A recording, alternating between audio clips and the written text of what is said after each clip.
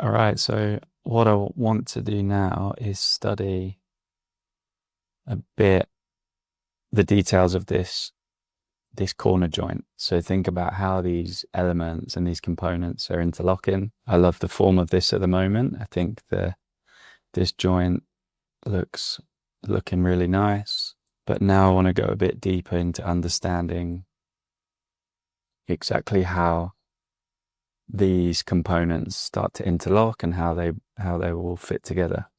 So one way we could do this is we have this simple halving joint on the two main elements, and they can just slot together like this. But then how do we get this dowel joint to work? Because obviously it cannot just cut through the whole thing like we see there. But this dowel joint will then, or this dowel bar will then obviously act as kind of a pin that holds these two together and makes this joint a lot stronger. And I really quite like how these interlocking elements look when they're all the same width. You know, we don't have a dowel bar that is smaller. Although we could, that's another design option we could go down, but I really quite like and am interested in how we can get this corner to be, the same width on each of these elements.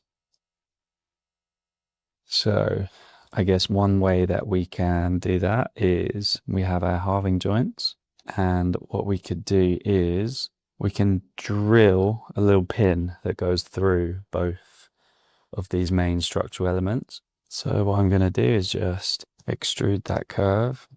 EC, extrude curve. I'll take it through every piece. And I'm going to do BD for Boolean difference. And just cut holes out like that. And now if I just move that piece back, you can see now we've got these pieces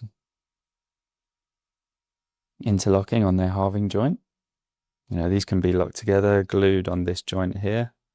Now we have a hole through all of them that we can insert a mini dowel. And then what we can do is place this cap, this square cap, over the top.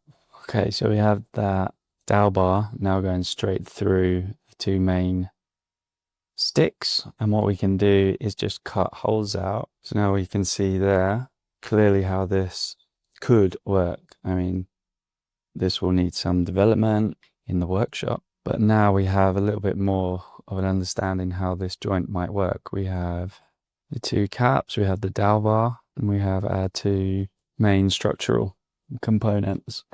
I think that's pretty neat. The next thing to figure out would obviously be how all these rope elements are fixed into this wood. But hopefully that shows the power of using these real-time visualization tools like D5 in this instance.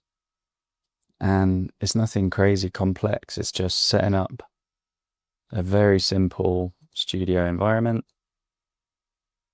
half decent textures, simple but good setup with the lighting, and then setting up your cameras early, and then you're really free to explore options and really test and design.